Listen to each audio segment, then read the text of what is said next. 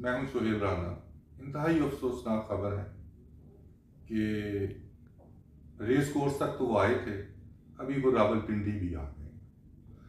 चंद लम्हात पहले कासम मार्केट पे हमला हुआ है। मैं इसको इधर तक ही रखूंगा। ISPR इस पे मौकफ दे।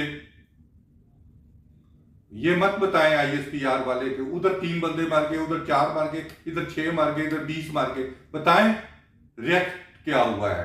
ये कासम मार्केट की मैं खबर ब्रेक कर रहा हूं और मैं 3 दफा फोन कर चुका हूं ISPR को, गजनफर को, शाहिद को और DG ISPR को। तीनों का रिस्पॉन्ड नहीं आ रहे। इस पे वो काइंडली इसका जवाब दें। मत बताएं कि 40 मार गए, 10 मार गए, हमने कितने मारे, इसका जवाब दें। शुक्रिया।